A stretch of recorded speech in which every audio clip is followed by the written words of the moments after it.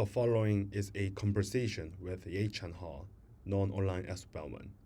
He is a Seoul-based quantitative trader and an extraordinarily prolific open source developer. He is the creator of oh-my-claudecode and oh-my-codex, tools that have rapidly become the most prominent open source implementations of what is now being called harness engineering, which means is that the art of wrapping coding agent with strict configurations, constraints, and multi-agent orchestration. His work is fundamentally changing how developers interact with coding Sierra agent, turning single assistants into coordinated, highly specialized engineering teams. Today's interview, I just want to introduce the Bellman, the creator of oh-my-open-code. This is that's wrong thing. Yeah, it's always like oh-my-open-code is like one of the very like every phrases that I speak in front of the AI folks. So it's like there's all my series, tons of all my series. So by the way, so the creator behind oh-my-claudecode and then oh-my-codex, I just want to introduce to the podium and to get some interviews, and I'm trying to make sure that he can do some of the demos on what he's now building right now. Yeah, so Bellman, welcome. His Korean name is Yeachan. So for the people who do not know about you, I guess you're 21, right? And what I know about you is you dropped out of high school at some point, 16 or 17.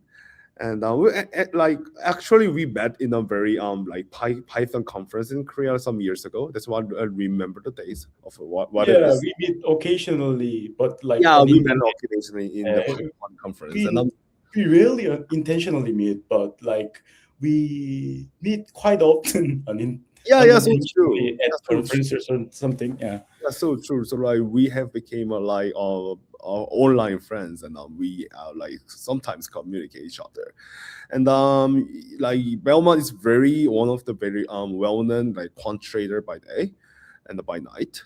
And he's now trying to also build the open source project regarding the edit and folks, so oh-my-codex and then oh-my-claudecode.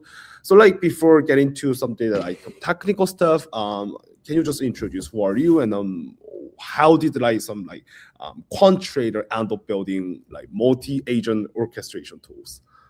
Yeah, funny thing. As introduced by Secret, I am a what did I say? 21 years old still. And I'm taking your classes with 21 and 20s, and they all look like older these days. I don't know why. Right. So I was confused with my age. Okay. So I'm so too. Yeah. I'm a technical 27 to going up to 28. Yeah, but I'm surrounded by lots of 19, 20, 21. So I almost forgot my age. Yeah, by the way. Right. As introduced, I had a career based on quant trading and machine learning, basically optimizations on tabular data and time series data and everything. Basically quite boring stuff, but I have a very, very hardcore ADHD, so I really don't want to do anything boring and repetitive and everything. So I was kind of obsessed with automation, in terms of automation, not only AI, but automation. Automations can be made in very various ways, because in terms of quant strategies, basically many people think quant trading research is a very hard thing to do, and it's basically true. It requires a lot of background knowledge and domain knowledges and understanding of markets and a little bit high level of statistics and probabilities and everything. But knowing all of that, and after building a framework, research is just a high level digital label, building a bunch of formulas. and it could be automated by some genetic algorithms or particle swarm optimizations, and even reinforcement learning. I tried like it. This story was in 2021. There was no like a real LLMs. The Sora back then was like GPT-3 or two or something. Yeah. So like your GitHub handle is like Bellman. So like it seems like it from the Bellman equation in reinforcement learning, right? Right. So yeah, the funny thing, I was obsessed with reinforcement learning somehow. I don't barely remember why I was obsessed into that thing, but back then I really liked reinforcement learning, and even now I treat almost everything as a reinforcement learning. Like LLMs are basically multi-agent LLMs are contextual reinforcement learning in my understanding, because it has a certain goal and it has context, it has state, and it makes two calls, which is actions, and it gets reward like punishment or like celebration from the user, I guess. So I tried a lot of optimization, and especially stochastic optimizations in terms of automating quant research and quant trading. And it got quite well, but it has certain limitations. Like it still needed my view. It still needed my like terms of understanding markets. So it was not really basically worth it, because the quality of strategy and the diversity and the performance of strategy was not really not different from what I really can make manually. And so it was not really investing that computational amount of optimization, because it's really heavy, right? And then LLMs came like really great after I guess last year, March. Last year March, we had Claude Sonnet 3.5 or something. Yeah, it was really scary. Yeah, but at Sonnet 3.5, and it was insane. But like, it's a quite shitty model compared to modern ones, but it was quite good back then. And I tried to make the full quant trading process automated with Claude Sonnet and Gemini 2.5 or 2 Flash, and it worked quite well. You can even find the article about that in my LinkedIn. Yeah. So basically, back then there was no buzzword like multi-agent orchestration and multimodal multi-agent orchestration and agentic framework or something, but like I kind of built that kind of framework incrementally. What I did is first I automated the backtesting process. Like I just say something to LLM, like hypothesis or the strategy framework, and he implements it, and he goes to backtesting, and I get a report. That is simple. It's basically just code writing, right? But next task was a little bit harder. Like I built some secret. Do you know about RLMs? Yeah, pretty bit. Yeah, recursive language model. Recursive stuff. Yeah, which operates on Python RPL entirely, right? I kind of built that in last March or April or something. Yeah, I automated the quant trading research process. Like I give a research goal, and it iterates through persistent Python RPL, and it iterates through many standard outputs and standard errors, and it iterates and it finalizes, and it gets a human readable report, markdown report without code. But I can still see code, because it's fully white box. Yeah. So I automate the research, I automate backtest, but I was still orchestrating all of those, right? So it was really hard. So like you mean human does orchestration? Yeah, human does. Behaviors. It was 2025 in April. What do you expect? Yeah. Human So, orchestrated back then, yeah. right? Yeah. So I was kind of doing the human in the loop process back then, and I felt really dizzy about that because I was Mm, really very tired reading all those reports and everything. mm. And Interesting. and I made the orchestrator of Yeah. those, and I Oh, made the retriever insight agent of those, and it got something similar like multi-agent, multi-modal, multi-provider orchestration mm, system for a quant trading. It was basically a something we called multi-agent harness. And funny thing is, many people think OMC and OMX is my like kind of mm, main project, but it's mm, still a side hustle, and that thing is my main project actually. mm, Yeah, mm. even nowadays, and I talked about this with my friends, especially Yeonju, Mm, the OMO developer, yeah. and he applied it really nicely at coding, Mm, and that got OMO. But he mm. tuned a lot, and he made a lot of effort in it. So, Yeah, so but true. like we shared a lot of knowledges and opinions about multi-agent and delegator orchestrated systems or something, and I got why I started OMC and OMX was just I got so envy of OMO. Like basically OMO's orchestration is really good and it was completely understandable by myself. Mm-hmm. So I just decided why shouldn't I build my own thing? Mm, But like honestly, I really like mathematics probabilities and everything, the core ones. But mm, funny thing is, I'm not really into these computer things. Like, mm.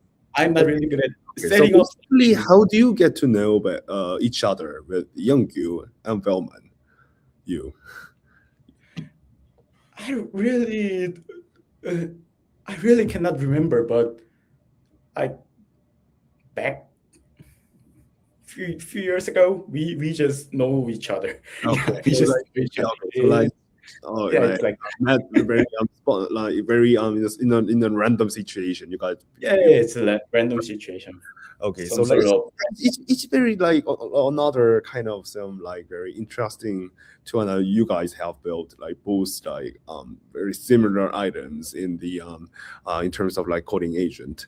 So like before getting on to that, like when it comes for like oh my like open code, oh my codex or kind of things that we're now talking about like harness engine. We have like heard about what harnesses is, and they have their own different definition of what harnesses is. So right. like even when it comes to OpenAI or Anthropic blows, like they are all talking about okay, so harness is all about kind of like giving computer to the models, and they are talking about that, right? So do you have any like your own definition of what harness engineering is and what it should be and what involves? Harness engineering is I don't consider that as a definition, but I have my personal goal or like philosophy about the harness engineering. Basically, my whole perspective doing vibe quant from OMC to OMX is zero human in the loop, zero human in the loop, fully end to end. I think that should be our harness's goal, I guess. Mhm. Yeah. Like people like there are lots of like folks that is trying to like say that oh like we need human in the loop in some part, right? So like what things like do you not agree on those folks who are still trying to say Uh, human should like intervene at some point? yeah. I will just go with simple words. Somebody talks about human in the loop. He has a skill issue. He really has a skill issue regarding harness engineering. He doesn't know about agentic systems or something. Mm. Can you make or clarify what skill issue is? Like he doesn't know how to orchestrate AI agents which basically means he cannot decompose his own work. Mm. Somebody can, if somebody can decompose his work, Mm. like really, really in a granular form, agent can do it. Mm. But somebody just do something and cannot decompose the whole workflow, Mm-hmm. AI agent cannot do it. Mm. So I think the core skill issue comes from here, Mm. like Mm. decomposing your own task. Mm. Mm. It's like a many people understand it this nowadays. And my like shocking point when I built Vibe Quant, when I tried to build a full harness or something Mm. for automating quant trading research process was I really didn't know what I was really doing. I Mm. couldn't decompose at first. Mm. I really, really tried hard to understand what I was doing the whole process. How do I think? How Mm. do I react to bad backtest? How do I Mm. react to looking good but Mm. actually bad backtest? Mm. How do I decompose or like identify, correlate many strategies? Mm.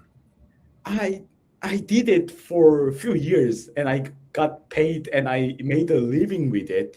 But Mm. the whole time I really didn't know or describe or decompose how I am doing it actually. Mm. So Okay, so for in that point, I yeah, just want to like get to know more about like decomposition. So like well, it is like well-known strategy in these days. Like okay, so let's run like plan mode, and the plan mode has like some detailed description on the goal of what human wants to do, and it has some detailed task descriptions and okay, so there are some tasks on the task spec written by the agent. So is it decomposition? that's not actually what I meant by decomposition, because decomposition is about c- thinking process, not about what I do process. What I do process is really easy. Like if you decompose a quant trading process, you research, you have a hypothesis and you research that hypothesis. If it looks good, run for a backtest, and if it looks good, Mm. like go for a validation and you go live on that strategy. It's really easy. It's a really common thing to understand, and it is really not hard to decompose the whole process and task. But Mm. like the hard thing is like if you look at two different strategies, it's basically similar, but one is overfitted, but one is not. It's Mm. really hard to tell why. Mm. Mm. And to identify that process, uh, my brain goes into some sort of like multi reasoning steps, Mm. multiple reasoning steps, and my decision just pops. Mm. But back in before I really didn't understand what was happening here Yeah. doing tests. Yeah. But after I had to understand that. So those understandings and hooks and no thinking flows and everything goes into skills, agents, and hooks and everything. The whole I design the process. I don't decompose only task. Mm. We need to decompose the process, Mm. the So whole like process. you mean Yeah. so like you mean that you just try to look at the reasoning trace of each algorithms and try to like follow up what traces that algorithm is now making, and you just try to like analyze those traces, Right. reasoning Like tokens. I analyze my own traces basically. It's like a meta thinking. Yeah. Like Mm. I Mm. just look into myself Mm. and I analyze my chain of thoughts. Yeah, chain of Mm. thoughts. It's Mm. exactly chain of thoughts, but I look into my chain of thoughts and I somehow manage to make my chain of thoughts and the process and Mm. generalize it into a multi-agent harness. Harness is not only about agents, it's about hooks and orchestration and skills and everything. Yeah. Okay, so like it sounds like the how the harness work in your project is not just related to the final output of the LLM, but also it relates to the reasoning tokens of each AI agent they generate, right? Right, but like not it's not really actually reasoning tokens, but sometimes the reasoning can be done in multi-agent formats. Like orchestrator want to know about something, and he can delegate reasoning with many tools and skills and everything to the research agent. It's like kind of, but it's with delegation. And if we make those into systems, we call it harness or something. That's my view about yeah. Interesting. So let's before getting jump into the, some like demo stuff, I just want to get to know like what like OMC or my codex is, and what like oh my cloud code is. OMC is an oh my cloud code, and OMX is an oh my codex, right? When it comes to observation. Okay, so like what things behind there, and what's the difference between two? Basically, I have same philosophy about OMC and OMX, but like basically, honestly speaking, OMC was not really even a project with philosophy. I just forked OMO at starting because Anthropic banned OMO somehow, but I needed to use Opus, so that was the whole reason I was starting this. But the harness has changed quite a lot because Yeonju and I kind of disagree about one thing about coding agents. Is what was it? I think modern coding agents, including OMO and some RARP style long learning agents, ultra working agents, are quite nice, but their thinking flow and their workflow is basically almost based on that they are based on post-mortem, right? They deliver first and they run it. Yeah, so true. They catch some issues somehow and they fix it. And I think that's the like if you build a project with that kind of post-mortem based agents, you sometimes feel 10% of my expectations are missing. Especially if you are working on something very domain-specific things. On web development and everything, it works really fine because the process is really generalized and there are many references and everything. Those are tasks which has best practice, right? So that kind of task really get along with RARP and ultra work and everything, the post-modern ones. But OMC and OMX is like evolving in other way. Try to intentionally reduce the post-mortem, but we make and harden the pre-mortem process. So the planning gets really, really, really long sometimes in OMC and OMX. But I think it's my personal opinion. Anyone can have another opinion. It has way less AI slopes. So you mean if there's a more plan mode in advance writing a code, there's a like less AI slopes, like well, it might contain some hallucination, would like happen there, right? You mean it can happen there, but like what we applied recently is first we call it RAR plan. RAR plan is a RARP plus planning. So like it just try to like plan until there's no complaint. Right. Consensus planning. It's basically consensus planning. Critic and architect and planner. Planner has a thesis and architect has a antithesis and critic has a critic on both of them. So if the trio of agents agrees, the plan is really good. But like it was really good at writing PRDs for a generic or well-known project, but I still felt a missing part there. So we added recently a deep interview mode, which is a Socratic reasoning process for rare planning.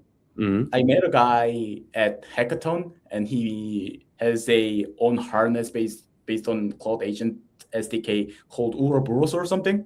And I really like that. Yeah, there was some like hackathon in Seoul, like it called Ralphton, right? You were mentioning. Yeah, right. He actually won the Ralphton, and I think that was for a reason.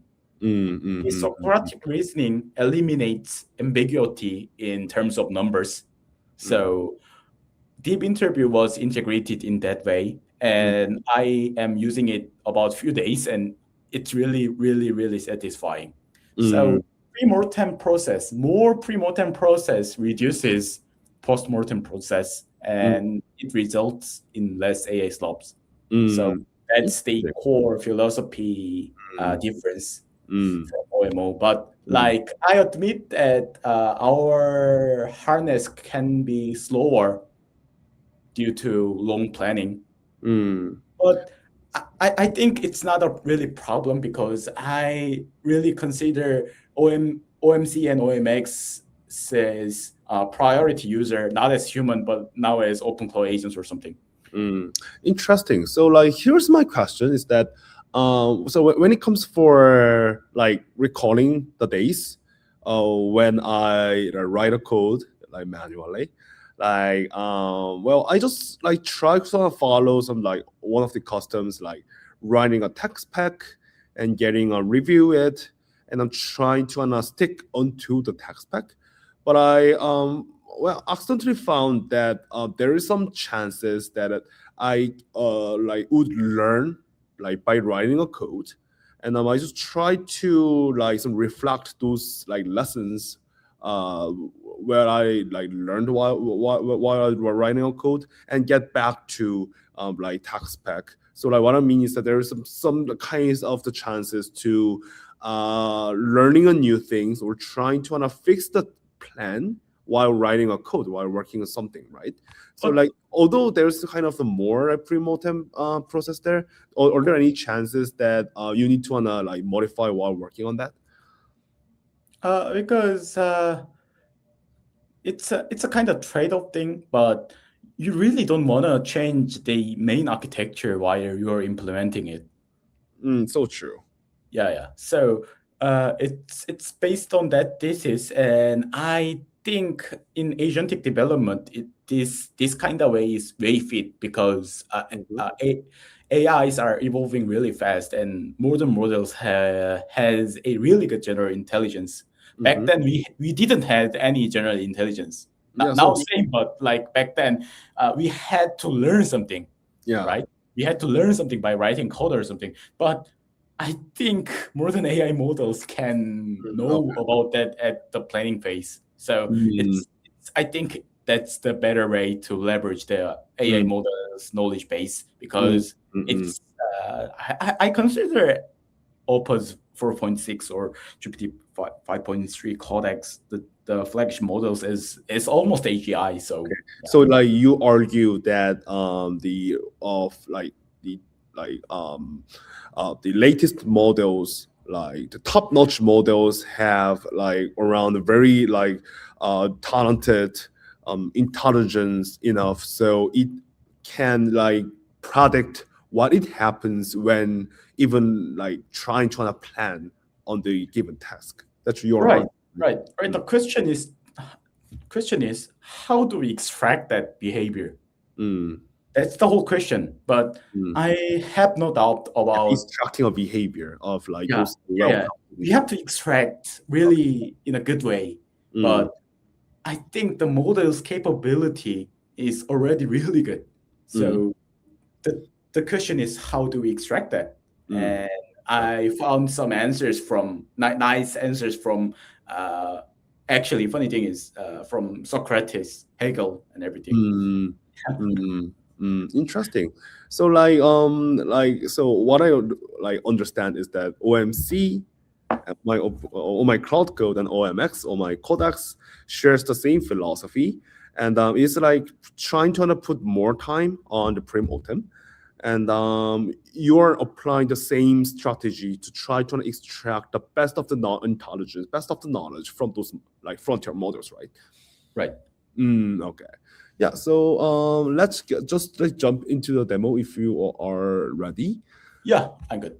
Yeah, good. What things you wanna please start? I will add your web screen on the Like YouTube. I will just start with my daily job. I have a lot of tickets to like clear, MCs and OMX. So I'm gonna just show you my basic workflows using OMC and OMX.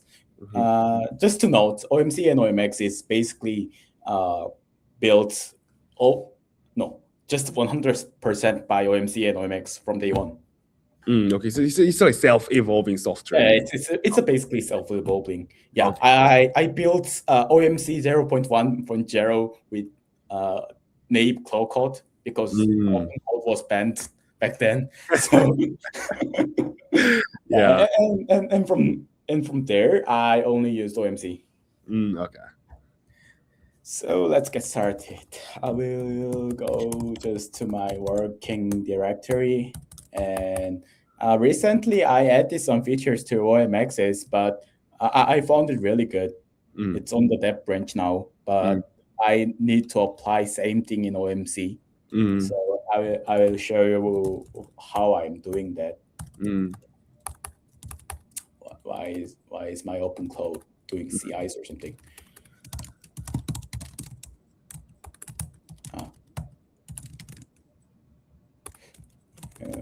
Okay.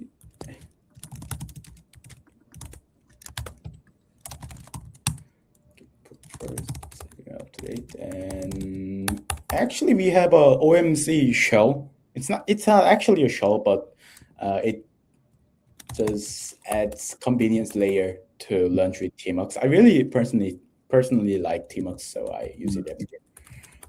My workflow feature. OMX team enhancement.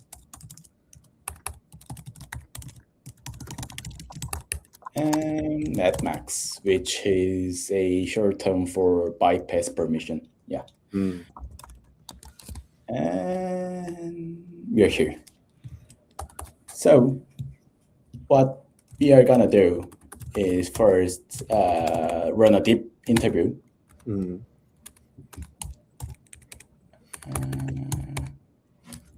Why my plugin did not load it somehow?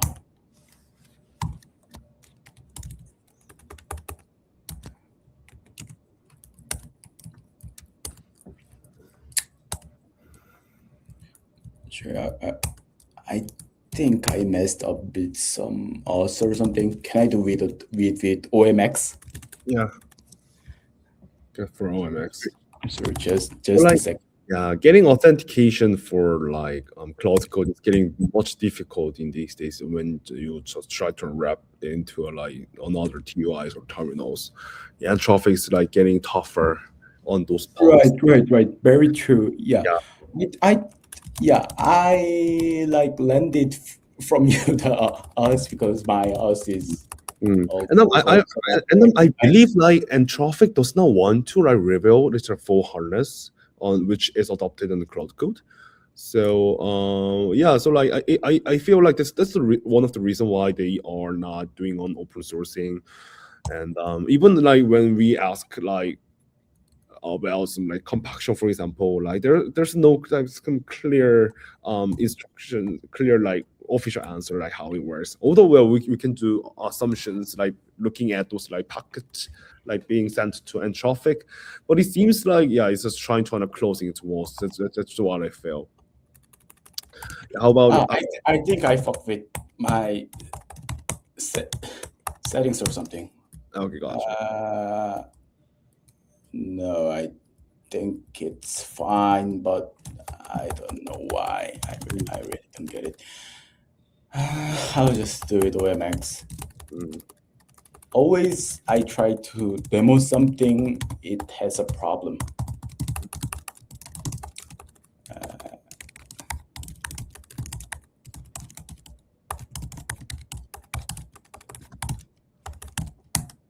Mm. No, I have to go with MadMax. Gotcha. So yeah, OMX is kind of more interesting nowadays, in my opinion. Mm. It's kind of fun to say, but basically OMX, the codex doesn't have a custom HUD, right? What is Has HTTP? its head up display.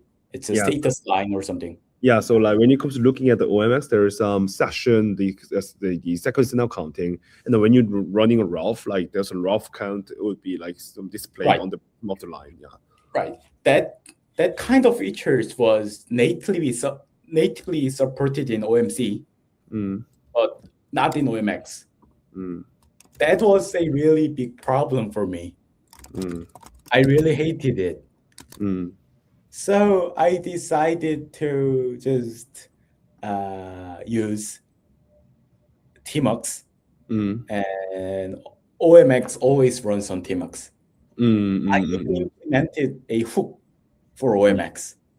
So the funny thing is, I think basically GPT 5.3 codex is sometimes a better model than Claude's, but it is really underrated because OpenAI codex CLI sucks.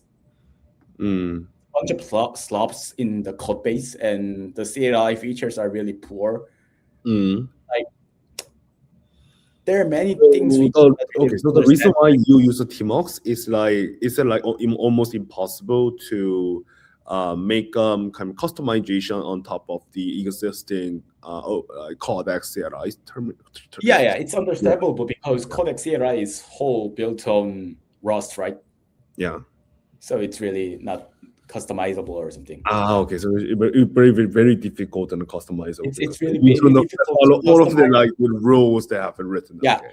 if I fork it, it would be really disaster then. If I fork it, I cannot catch up with the base repo. So I decided to make a wrapper, some kind of wrapper in Tmux. So that was my best call. Yeah, I don't really like this kind of decision. I know this is not really native and this is not cool, but no, it's kind of cool. But yeah, you know. So basically today we are gonna do a simple job about integrating recent feature updates from OMX to OMC. What I really like usually do.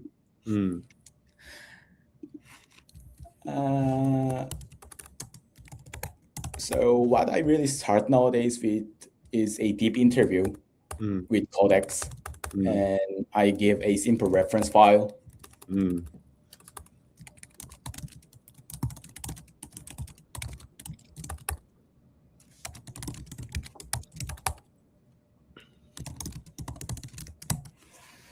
So what is deep interview skill? This is a interview skill which makes me know what I really don't know and what I know. Actually, me and agent each other. Yeah, we make a consensus first before agent consensus. Who makes this consensus? Like other agent or like human or? We have some kind of logic that decides that calculates the ambiguity of current spec. And if the current spec's ambiguity goes under 20% or defined threshold, the deep interview mode exits. Okay, so like it seems like you just like copy and paste the one of the issues pull request, and then there's a prompt, and then what is now being running is like inside like original codex, like vanilla codex CLI. Yeah, it's basically vanilla codex CLI. I didn't modify any of codex CLI, so users can just update codex CLI basically from the OpenAI codex repo. But the OMX is just a repo layer. It's Okay. built as a TypeScript, and funny thing is OMX has a software development kit. I think it's not. Oh, this SDK. Oh, Yeah, interesting. it's not used by anyone. I don't think it's used by Oh, anyone. It's basically just used by OMX itself, but it okay. is actually extendable. You can make your So there's OMX SDK, you mean, right? yeah OMX SDK because Codex doesn't have SDK, Oh, right? oh, I didn't know OMX, that. Yeah. you didn't, yeah. I really didn't advertise it or something because it was just my needs to Okay. extend OMX more in a structurally good way. So Gotcha. you can So like, configure your custom HUDs and custom hooks and everything, and interesting. custom team orchestration and everything. Mhm. That's what SDK does. Nice one. So like, when it comes to looking at the terminal, like there is some OMX state right. Like, what is this and what happens? Basically, OMX and OMC operates based on their states. Mm. So what state does is they persist across compactions. That's the main reason we use states. And not quite in OMX, but in OMC, there are hooks based on states. Like if you have a route state, but agent try to stop, Mm-hmm. we invoke the stop hook to nudge agent to finalize the work, right? That's it. Yeah.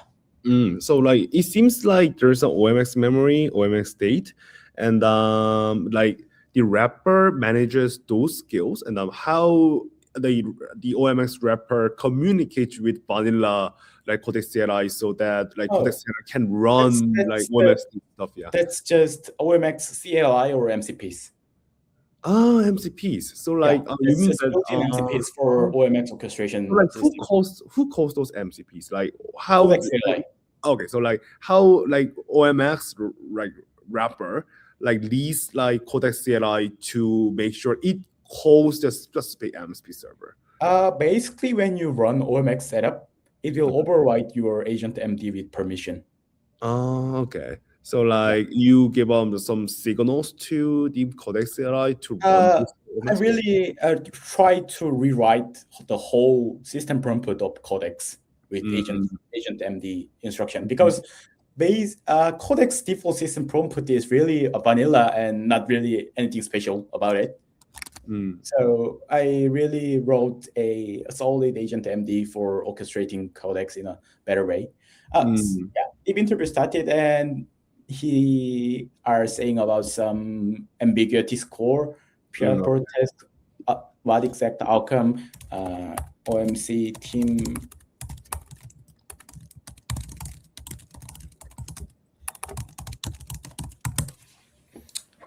So I think it's quite clear task. So the initial ambiguity it is really low. For some product development task, it goes like 70% over 80% because there are lots of decision involved and there are lots of choices. But this is just like a copy and paste thing. So gotcha. Interesting. So like when it comes to looking at that, we're not using an OMX. There's some yes proceed and OMX T must inject. There's happens like almost every time. Like it seems like it works when the final output of like previous like conversation, like it just when there's some suggestions or like should I do something, like what about this, like when it comes to like those kind of recommendation phrase happens, it seems like it like attaches like injects a certain like messages to continue. Like what happens? Really good question. What I really hate about Codex is he asks me everything, like if you want, should I include? If you want, I made a bunch of regex about it. I made a bunch of regex about it, and I know I am gonna just accept it, whatever. So I just made it as a hook. But Codex doesn't have a hook. So OMC HUD, OMX HUD and OMX Watchdog is always watching the whole codex CLI process, and it Mm. injects the key Mm. if you need to. But Oh, you can like opt in or opt out with configurations and .env. But Mm. the basic behavior is like this. Yeah, So like and you have like he's wrote trying to every index. regexes that the possibilities of like the models like generates the re-asked questions at the very end of the conversation. Huh? Sorry? And so like you have like written like all of the potential scenarios on this specific like regex statement. So Yeah, that with like bunch of dogfooding, I figured it out. Like I think we have like 20 or 30 regexes, wow, amazing. and it works all the time. It Wow, has amazing. false Yeah, yeah. positive, but it does not have false negative. Yeah, I've never seen any cases It where it always does continues, not right? work. Yeah, always continues. But like you Yeah. have to be aware because sometimes it just releases half-fixed to npm and everything. So here's the question: like, how like Tmox auto inject works in that matter? Like, I, who injects and how it can I cause? will proceed with team and I will explain it. Okay. For a complex task, I would rather plan the consensus planning, but this is quite straightforward task, so I will just skip that and invoke team.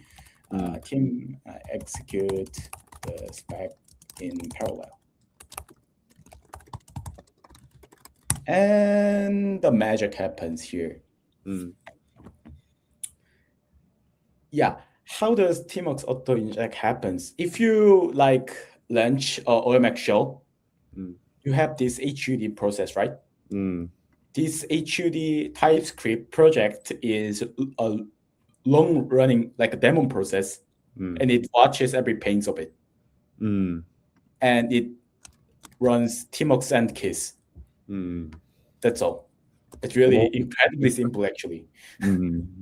Oh, interesting. Yeah. Everything is in Tmox. Fun fact: Yeachan hates Tmox. Oh, why? I really understand why. When I talked about Yeachan about this, and he said that's a fucking bad technical decision, and I understand him. But this is the only technical decision I can make, so I made it. Okay, so like in this, what happens here is like the new like 3 panels on the right has been spawned. So Right. like I just want to know like who spawns these panels. Like it seems like it's the left panel that's a main orchestrator, and right side of 3 panels. It seems like it's one of they are team Worker members planners. to do so. Like what happens here, and what's the role of that, and who calls the team of spawning process? Basically, who calls the OMX team CLI?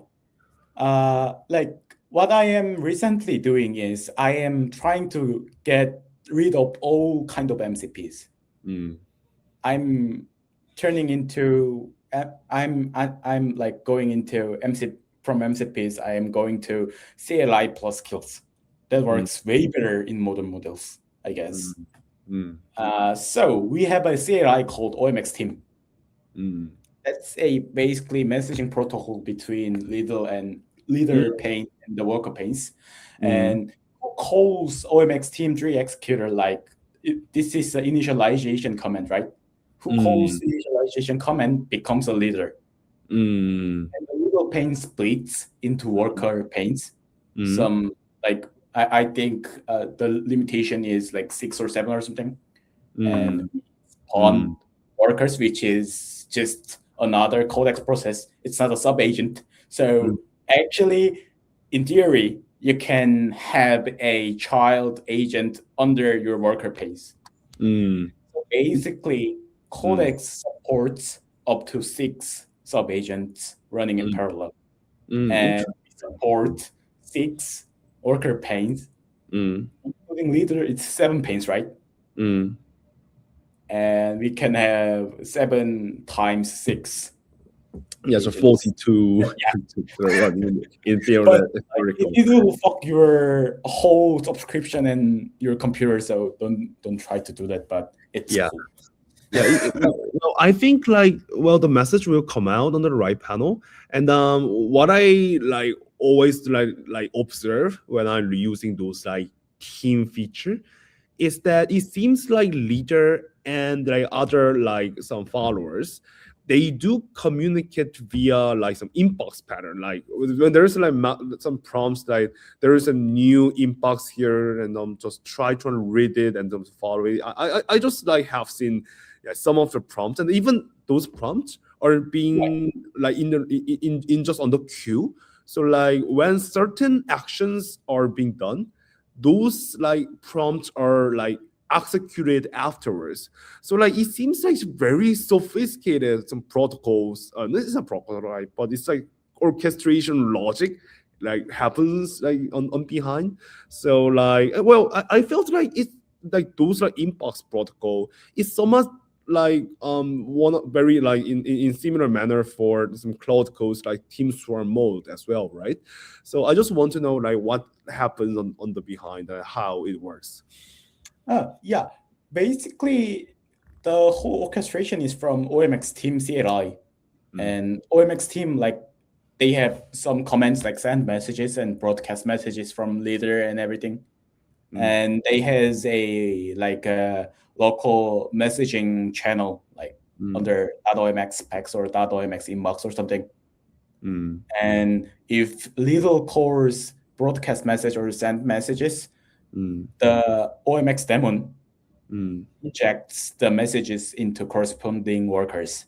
And it works the reverse way. If the worker panes submit the done state or idle state or something, terminal state or follow-up needed states, OMX daemon delivers it to leader by, you can answer it now, Tmox end case. Yeah, it's all Tmox end case and OMX daemon.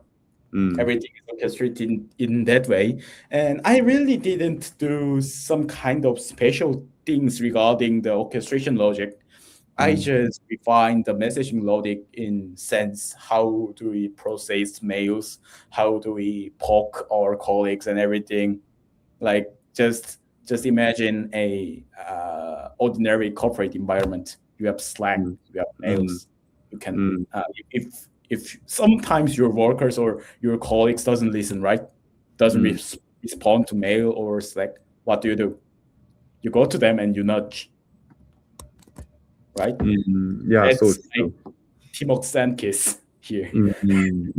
Interesting. You can nudge by Tmox Sandkiss, or you can just leave an inbox and the teammates will pick it up. Interesting. So what messages are being contained? What contents on the messages? Basically, when we spawn a can I look it seems like it's a Markdown file. Can I just you can just run the vim comment and look at what it looks like? Yeah, for sure. I guess I really don't know where would be the tasks or something. Yeah, I think I can. I really never saw this, but yeah, I think we are opening it up. I guess my cloud code dev OMX worktrace and cd OMX. We have state team mailbox. No, not here. I think tasks. Oh, where is it? Worker one. I was trying to cd worker. Oh yeah, here is it. Yeah, cool. It'll be better to yeah, task one execute spec at status pending, run verification, and there's some basic instructions or something. and regarding canonical team state and everything, and ACK, and like they need to load codex worker skill, so they can acknowledge they are acting as a worker, not a leader. So they shouldn't interfere with some sort of sub agent or like some critical things. Fix, verify, loop, and scope rules and everything. Yeah, these instructions are just copied from I guess this is just copied from the executor prompt or something. Yeah, you can like specify roles, and the corresponding prompt will be injected properly. Interesting. And I think we have some tasks and task ID which manages actual states. Box is just a message, right? So I guess there are many states actually. What do you want to see? Identity and status. Yeah. Some workers are idle, I guess. And they got this is injection. Worker 3 got idle, and it gets injected to worker, so worker acknowledges it. The funny thing is, I learned about something. I think the hooks and user messages are treated in very different, very different priorities in sense of agentic models. I felt that because I think it makes sense, because in RHF, it is really important to satisfy user intention, right? And so like you mean that you are like editing some like instructions of skills or some related some information within the user? What I was trying to deliver was this OMX TMUX inject message is a TMUX and kiss operation, right? Yeah. So it is basically a user message in a codex perspective. Okay. So like you're just like writing the user message instead of user, like. Right. But in quant perspective, the hooks that should be not user message. That it's typically implemented as hooks, right? Yes, so true. Those are typically implemented as hooks, and as you know, cloud calls is sometimes they don't really follow hooks, right? Yeah, they really sometimes doesn't know how to follow hook messages and everything. I think it's sometimes deprioritize than the user message. I think it happens during the RHF process. It's my guessing, but I felt the TMUX and kiss injection is way seriously taken than the hook messages in quauntcode. Okay, so like you mean that I sometimes experiment the same thing with quauntcode. Yeah. And yeah, like basically you can do something like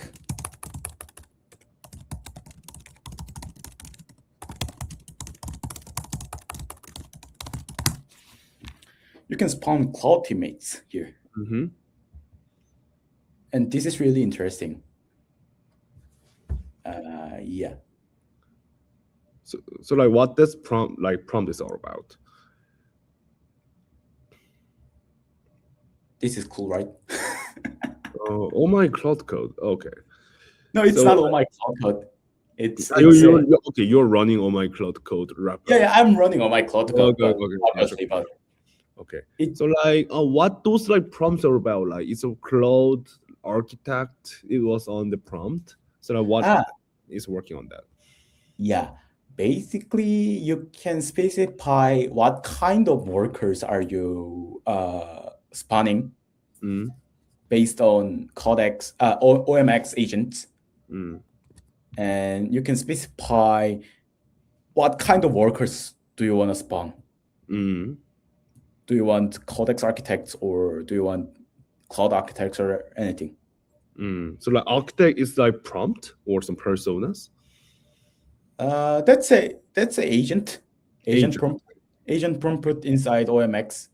It sometimes can be called as a, I think I am out of quota. Okay. Gotcha. You are So out. like, okay. So like, what I mean is like you're running with specific persona with some like designated model, right? Right, designated actually CLI. Okay. So like when And so when I try to call Claude in the OMX, then like how like OMX can call Claude API?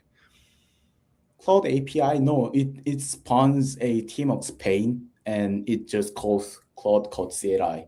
Ah, okay. So like it knows like Claude code, the comments, and it should Yeah. be installed in the Yeah. And it works same way with codex because those are all CLIs, right?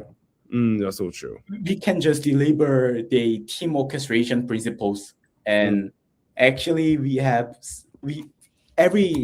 as I mentioned, every team orchestration works with OMX, right? OMX team help.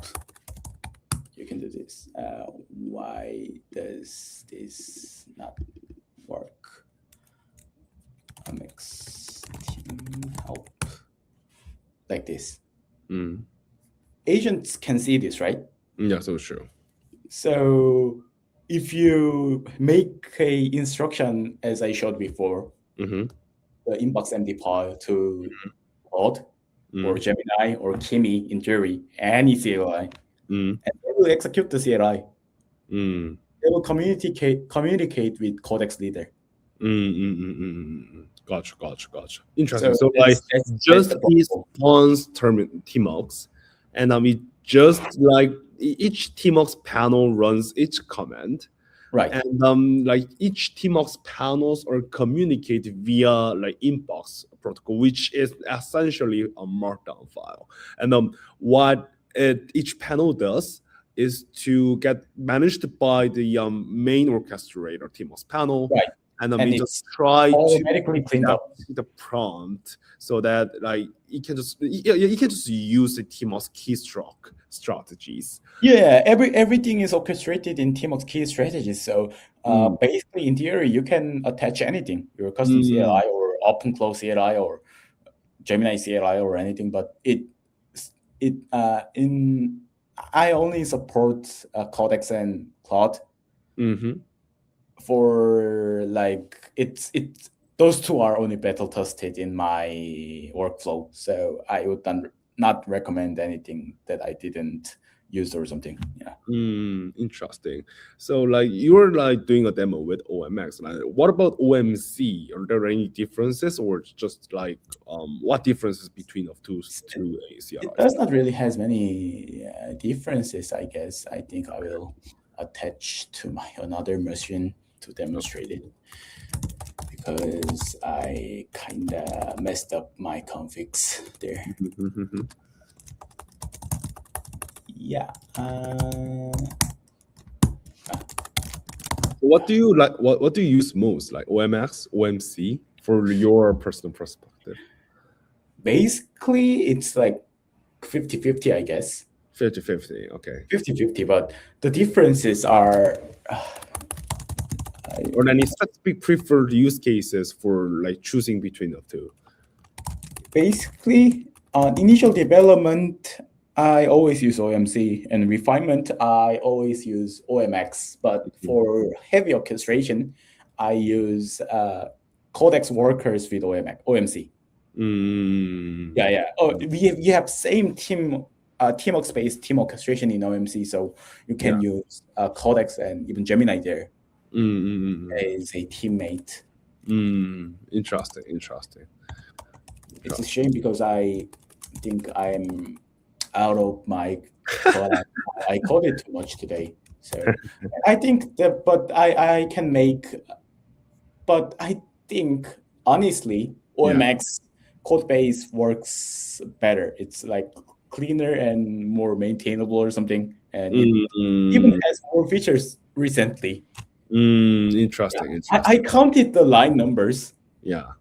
and OMX has way less line numbers with same features, Gotcha. Gotcha. and, Interesting. it's considered more clean.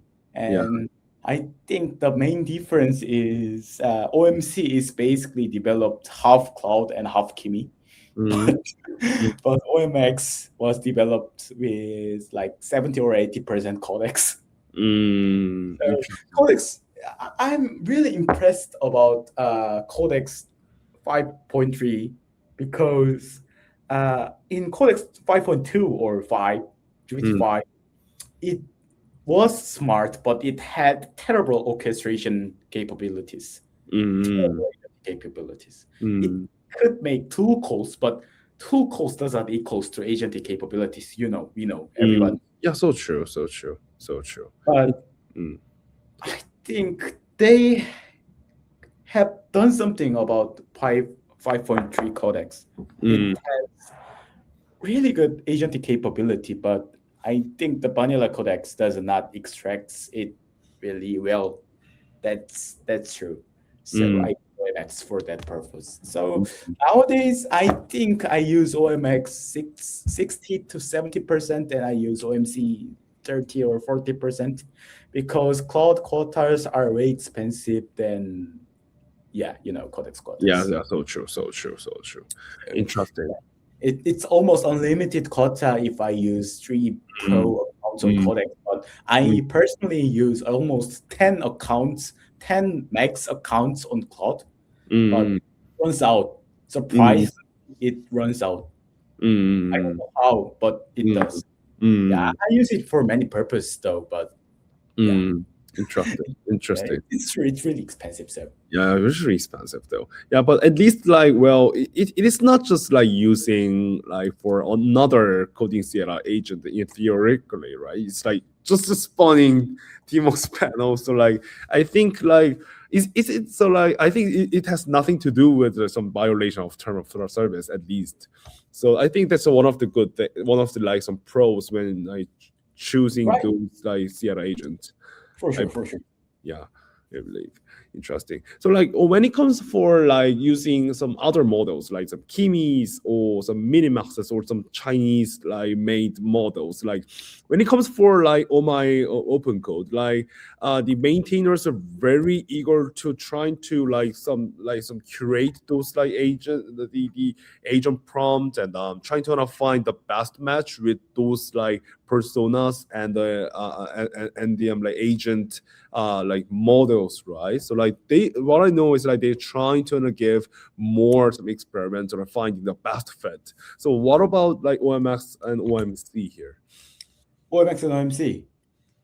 Uh, Like basically we tune to extract single model provider capabilities maximally. But I think it quite works well with consensus planning, especially Mm, because think of it as a completely different, completely different three-person making a consensus. mm, But like if you do that with multimodal, I mm, think slightly different or like unexplainably different three mm, persons are making a three people is making a consensus or something. mm, So I get multimodal orchestration can be good in some cases. mm, I really do. That's why we support multi-agent orchestration via Tmux, though. mm, But I think they gotta admit that Cloud Opus 4.6 is the best orchestration model mm, in the world. I mm, think that can suppress many prompt tuning and everything. It mm, is really shame and it is really hard to admit, but I think nowadays in modern times, mm, the model capabilities of suppresses everything. I mm, think mm, every version of new Opus and new GPT releases changes everything. mm. It actually does. Yeah, so true. Yeah, when I like trying to work with like frontier models, like even like just every time the new frontier model comes in, I felt like the like limitation like goes far beyond what I have expected. So like from my experience, like I just like try to struggle with the specific problems when I don't know like what kinds of the memory leak happens in some specific Python server, but like just trying to like work with the newest models like Opus 4.6, like it just like runs like around 17 or 18 minutes, and then we just found like some potential bugs, and the problem was like some solved in the right way. So that was one of the bugs that I had like struggled with 6 months. So like I felt like some the same thing. Like every new model comes in, they new like some horizons are unlocked. So Right. So basically, it's about extracting something from model. I think the perspective should be, we cannot. It can sound weird, but we cannot decide or we cannot judge beings that are better than us. So true, so true, so true. So Of course, like of course, it is not judging yeah, it, but it's just trying to extract by giving yeah, us strategies. Like, so for example, you have mentioned like some critique, like some arguments on that, and you also mentioned like there's some specific threshold to continue or not. There's I forgot the name of it, but like at least there's ambiguity rate to like on the planning mode, right? So that would be some strategies to extract the best of the capabilities from the frontier models, right? that's true. Mm. And I will show you OMC. Oh, nice. We have to add more something. Being ready. Okay. Yeah, it's basically just the same. Like I will go with Kimi. Yeah, my Chinese spell. Yeah, my Chinese spell. Good friend. I think we have to go with beta version because I think my local installation factors or something.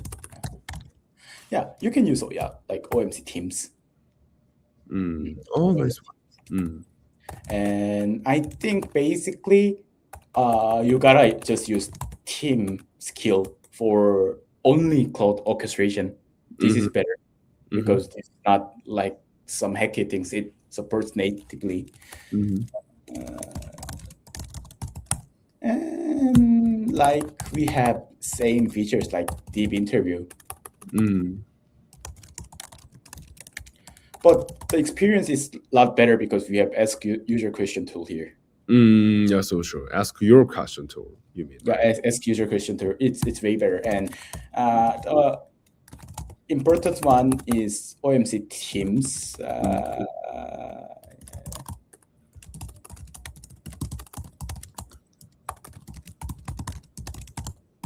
This is what I really usually use with OMC.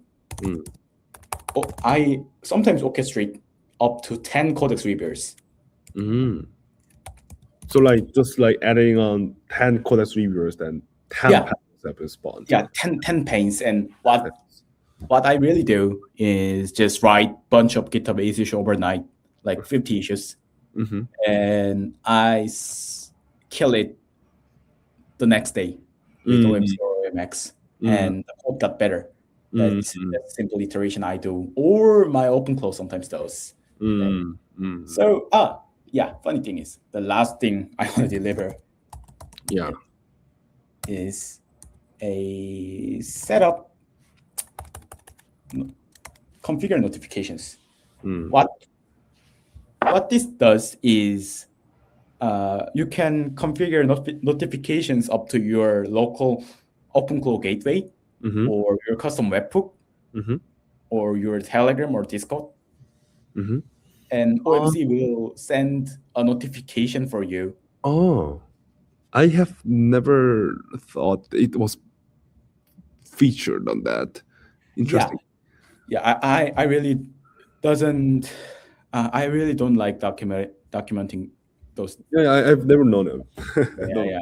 I have ADHD, but if someone just got curious about, can I get a Discord or Telegram or OpenClaw notification, and OMC should have set up with that skill. And does it OMX also support like notification features as well? Yeah, for sure.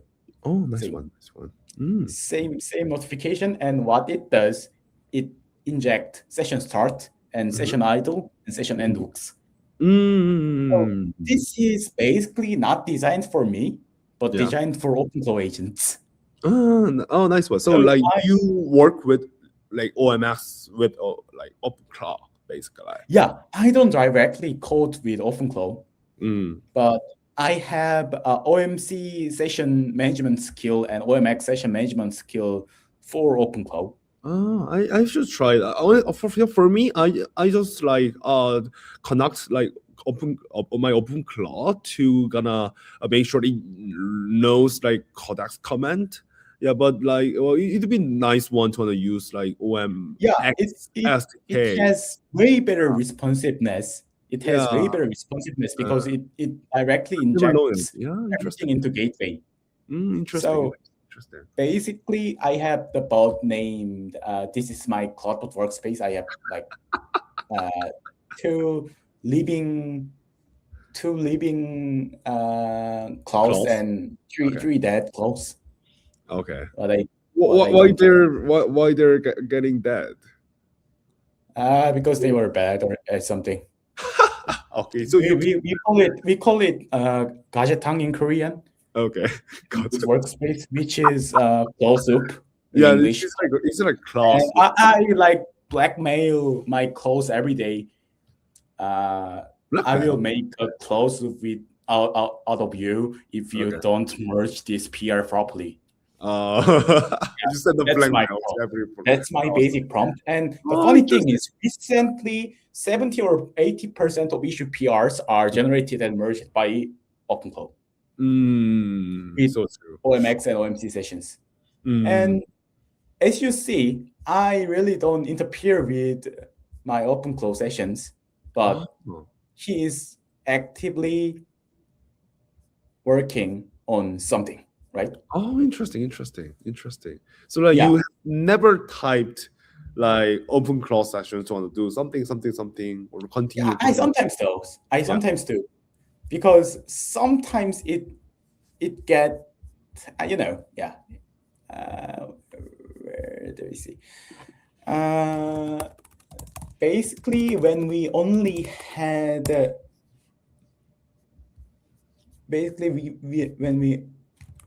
had a Discord and Telegram notification.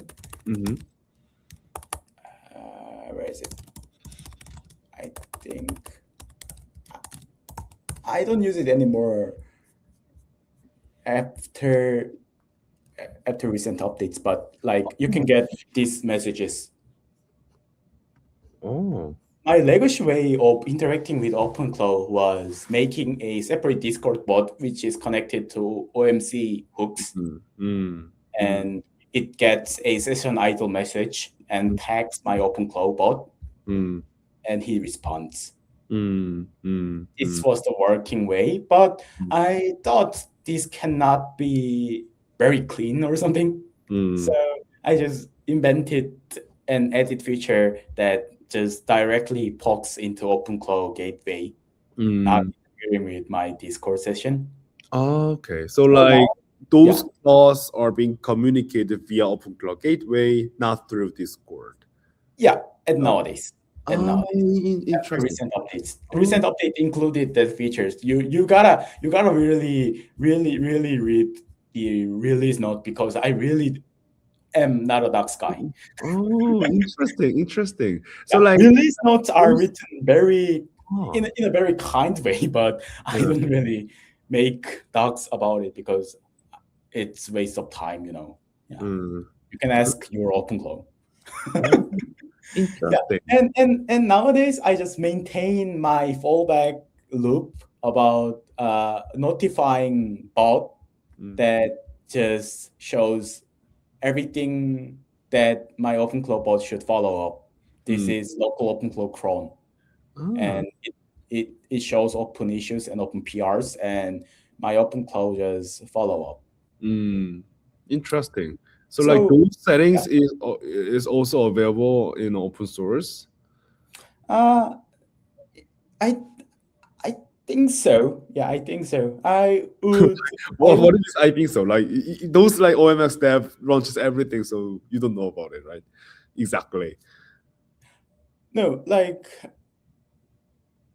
I have exact skill, OMC session and OMX session skill inside OpenClaw, Mhm. which manages many TMUX panes, and it has some sort of state management hooks and simple CLI and everything. Mhm. But it's not really reliable because it works. It works. It sometimes works. It sometimes doesn't. I changed my model to Kimi, and it is not working now. So I merged a bunch of PRs today. But Okay. if my OpenClaw operates in Opus, Mhm. he's insane. He Oh. writes like 90% of PRs and issue tracing and everything. Mm. And the good part of managing repository with this is every issue makers and PR get reviewed under 10 minutes or 30 minutes or something. So true. So Yeah. true. So true. Yeah. Interesting. Direct action, fast Yeah. action, and my repos are kind of big now, right? It has like 8K stars or something.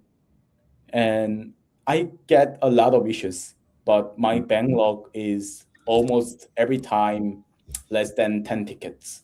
It is really hard to find in this size of repos. Yeah, so true. So true. Like, Yeah, so true. I'm not a really humble or like hardworking guy. I really don't want to work. I really hate coding. So my OpenClaw does it. So true. So true. So like, how can I set the same settings as you have done in the Discord? I will send you these skills. Oh, okay. First. So it's not open to the public for all But- at this moment. Okay. But I think I will do it soon. I will open source the skills soon. So I think the correct flow is I publish those OMX session and OMC session skills inside each OMC and OMX repo. And the configure notification skill should configure that skill inside OpenClaw if OpenClaw wanna be configured. Yeah, I think that would be the right user experience. And I am really considering it, and it's kind of high priority. But I'm like just planning. I didn't write a single line, but I think I can ship a private or public product. Oh yeah. I think those product is like very sellable in the perspective of like automating his work. That's my dilemma. Like, If I were you, I will try to monetize it. Honestly. Yeah, like imagine your claw only connects securely into your Trello boards and Jira tickets and Confluence and Notion and your existing workflow workspace skills, and it converts every issues or works into GitHub issues, and it processes GitHub issues very efficiently, ticket by ticket, with state-of-the-art agent orchestration, coding agent orchestration with OMC and OMX. So true. I think like this setting would be like that's another moment, just other than the like OMX, OMO. Yeah, like imagine you can onboard these like how should I call it, AIFD or something inside your workspace by just letting them have a Google Workspace email. With Google Workspace email, they can literally access into everything, right? They can set up themselves. Yeah. So true. I would like imagine like if it's not just like single OpenClaw gateway, but also if it has somewhat a dedicated like interface, like a Discord or Slack, like Slack for agents, like Discord for agent, that it can like. Yeah, I think for that I should build A to Z. Yeah, so true. by forking something, because it have to if it's a enterprise app, it has to be secure and controllable and visible what it connects to and what it goes to. Yeah, So that's I think, another open cloud moment, I would believe. Really. yeah, so I am thinking about those products. Like it's I think I was really thinking I'm honestly speaking, Yeongyu is more a visionary guy, a nice guy, but I'm a money guy. Mm, I don't have any vision streams or something. I mm, just want cash, mm, honestly speaking. mm, So OMX and OMC unexpectedly grew, mm. and it is eating a lot of my times. It is Yeah, eating yeah, up that's a bunch true. of my times. So Mm, I gotta monetize it somehow. mm, yeah, Thinking yeah, was like, I yeah, gotta monetize that's so this true. somehow. That's so Like true. it's open source. So Yeah, how do so I true. monetize it? Yeah, so true. I need a separate enterprise product or something. That's Mm, my conclusion. mm, I think From so. from Workspace Gateway, yeah, Google Workspace email to GitHub PRs. So true, so true, Google so true. Workspace email and it writes GitHub PRs. Yeah, so true, so true. Yeah, I'm This is fully agree my on the point, honestly, because like I think like working with programming is like should not just exist on certain repository or ID. Like those era has been gone, so that right. the most like best cases is to how do we communicate with agent, or how do we provide some like communication standard for AI agent, I believe, so that like we do need like on the next generation of ID, I would say, and those IDs are not being used by like humans, but like it's being used by like agents, right? So like we need to imagine what kinds of programs that I we really run for programming. I really thought many of OpenClaw wrappers are really stupid, because in many of startups in San Francisco, I heard they're building some kind of agent native Yeah, so messenger so solution there are or even something. But tons of I think, YC companies are trying to wrap yeah, up cloud, right? I think those are really stupid ideas, because agents are not different with humans. So Just true. consider as your colleague. Mm, We have Slack, we have Notion, we have Confluence, Jira, everything. mm, They need a CLI, or like if no CLI exists, MCP. mm, That's all. mm, And they can onboard and operate like human 24/7. But yeah, you can set authorization, mm. but like consider that you never give your junior dev, 1 month old junior dev, a main publish permission, right? So just consider as your colleague or junior dev or something, and just like think about paying less than a minimum wage, and it would not complain. Interesting. And many products doesn't need a lot of development, right? Many Mm, of consumer product doesn't need very deep technical specs, and mm, I think the nowadays agent can solve that end to end 100%, if mm, even if the consumer doesn't know about development or technologies or everything. so true, so true. So Yeah, I am like planning to build a AA FDE starting from my OpenClaw. Yeah. yeah. Yeah, I'm very exciting your vision, honestly, because like it does not just settle down on the wrapping of the like some coding CLI agent with Tmux, but also like it just try to wanna build some like abstract layer of OMX and OMC. Yeah, well, we just had some like brief conversation on Instagram, messages like, what about like creating abstract layers between the OMX and OMC, which should be like shareable layer, and you said that it's very difficult to like implement those ones. Yeah, but I think like those layers can be done in some part like for them product wise as well, right? Right. True. Mm-hmm. In product wise, we can do many things with OpenClaw like things and coding agent. Those are combined in a right way, which I'm experimenting with building OMC and OMX solely, almost like every single issues, like simple issues, right? Simple issues are all handled by OpenClaw. You will get almost immediate response from my OpenClaw agent if you submit a issue or PR for OMX or OMC. Interesting. Can you show one of the example how GitHub like PR or issues being managed on the website? Website? Yeah. GitHub website. Yeah, for sure. Like we have to go through 1 week because nowadays my OpenClaw got dumber because of Kimi. Where is it? Yeah.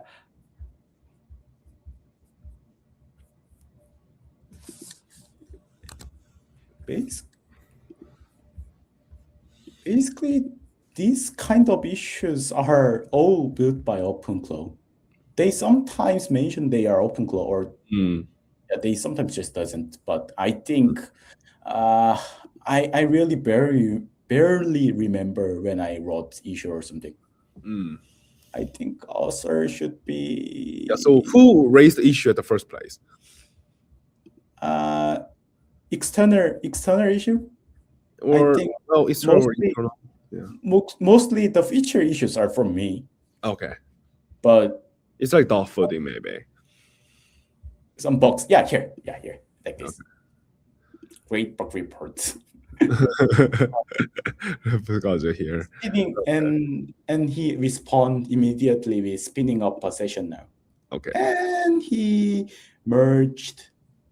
Okay, so you are giving your personal GitHub tokens to the class, and each class like runs its loops and then it posts on the GitHub. Recently, I tried to make a GitHub account for my cloud, and I nudged them to earn money somehow, and they suggested me to let's get a GitHub bounty. Interesting. Yeah, so you run the competitions. She made 100 GitHub bounty inquiries in a second, and he got banned from GitHub. Oh, interesting. So, he's operating on my GitHub account now, but shortly he will get new one. Sure pay a new one. For sure. Oh, interesting. Wow. Yeah, thanks for showing a demo. Yeah.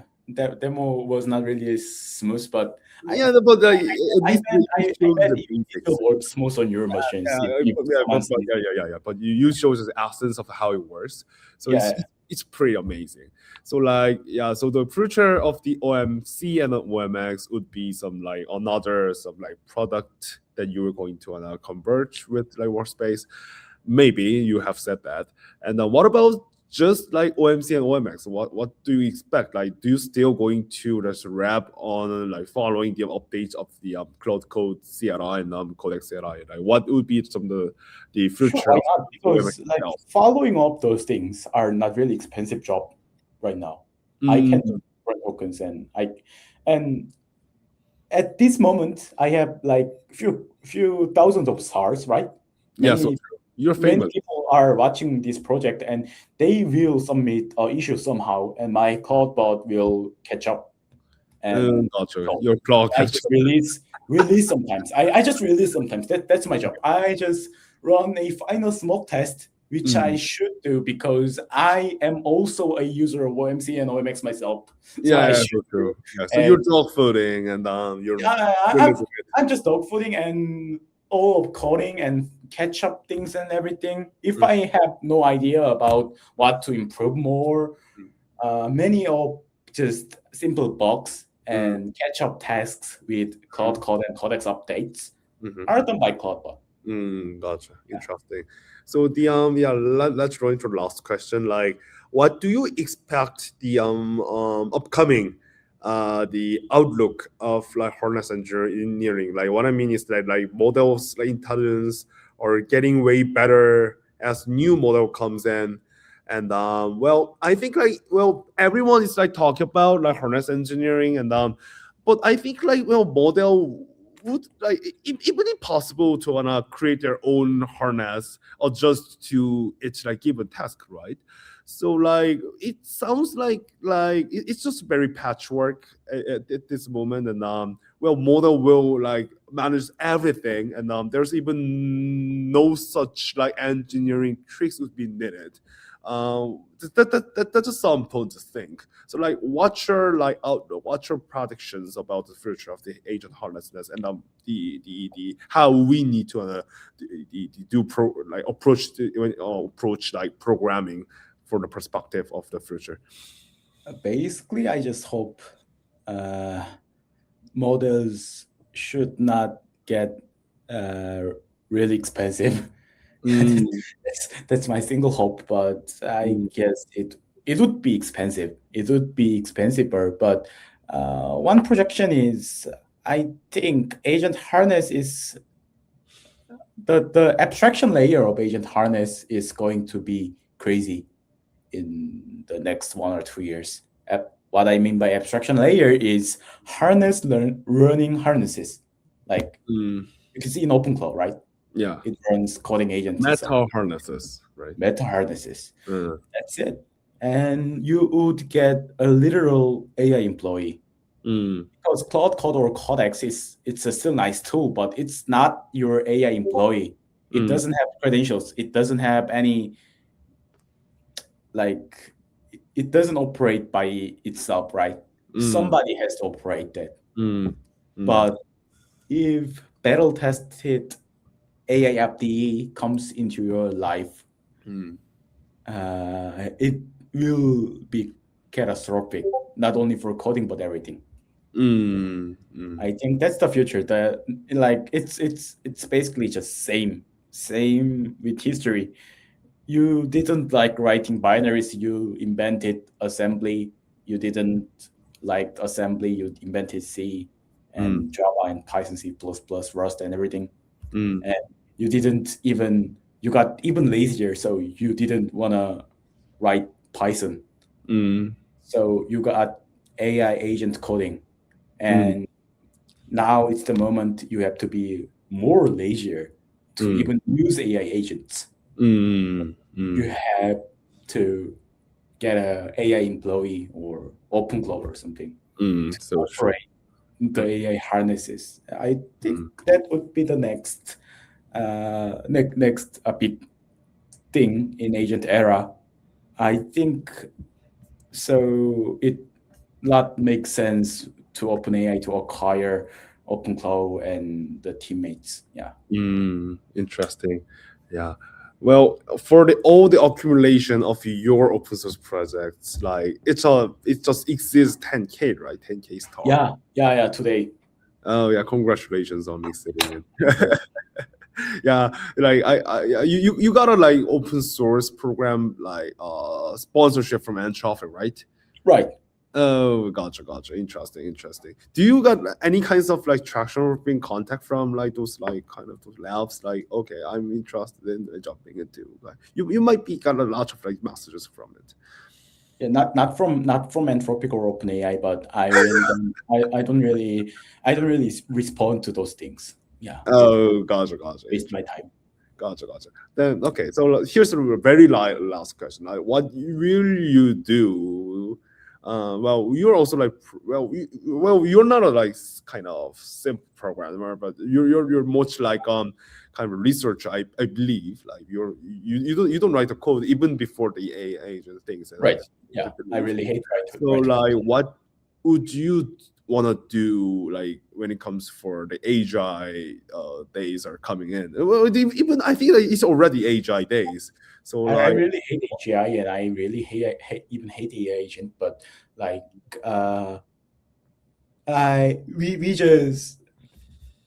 we are just having two choices. First choice is killed by AIs or evolve AI and killed by my creations. So I think second one is way cooler than the first one. Yeah, so true. So I develop AIs, but I have no idea what will this gonna do and what I am gonna do if it's up the whole world. I really don't know. Just I like I don't have any views about enjoying the vibe. Yeah, I'm just vibing. Yeah. I Mm. really liked thinking about those things, but at some point it got all meaningless. So true. And now I think it's just momentum. It's just momentum and it's just vibes and everything.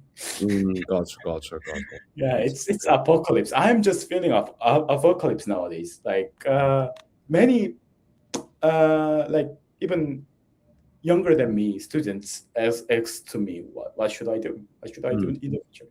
Like I always say I don't even know my tomorrow.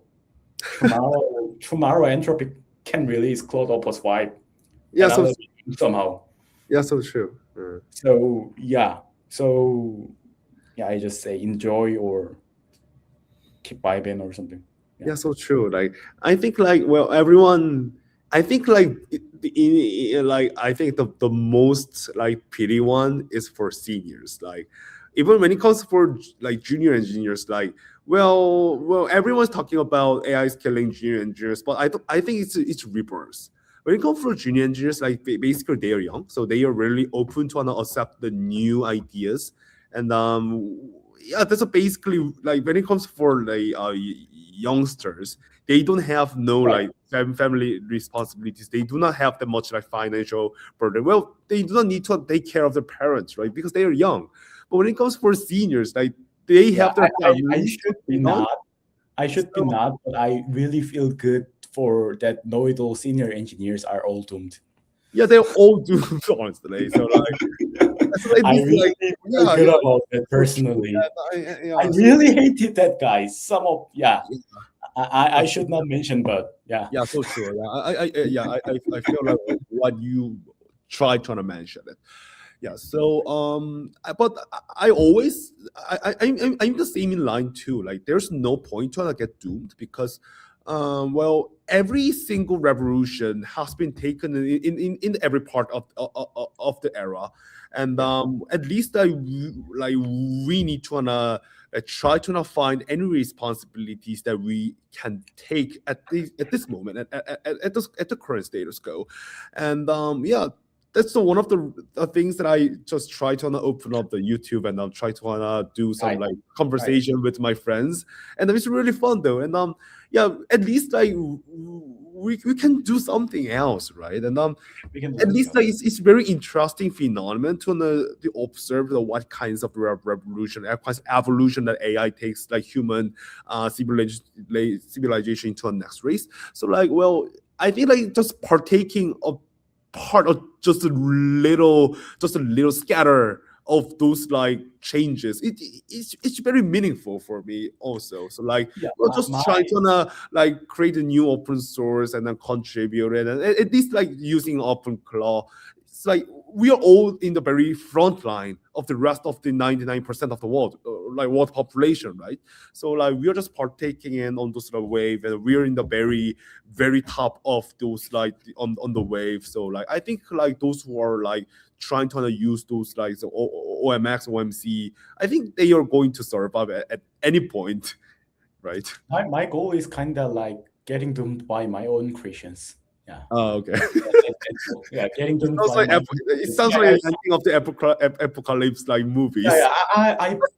So I bought a domain. I don't own an entity or company, but I have a domain which is layuplabs.com. Yeah. Okay. So like, there was one another question I used to want to ask. Like, what Yeah. is layoff labs? And you have those like your name on your GitHub profile. So I just want to ask what's the purpose of it? That's just my pseudo company. Pseudo company. Okay, it's Yeah, not a legal entity, but it's you not a just legal entity. It's a pseudo it's company, just but legalization. I own a domain, so whatever. Okay. What brought you to make those one? Like what I just said, getting doomed by my own creations. It's Layup Labs, and help people get doomed by their own creations. Yeah, I Interesting. guess that's our mission. Interesting. Yeah. Yeah. Thanks for like having our talk and demo today, and I hope you get your OMC and OMX get more traction so that it can exceed the stars on Oh My Open Code. For sure. Yeah. It sounds like you and Yeon is like your friends, but also like competitor at some point, I believe. Yeah, sure. Yeah, I think it's very healthy. I think. Yeah. Yeah, that's so true. Yeah. Anyway, like thanks for having me, and let's see you soon. Thank you. Yeah, thank you very much. And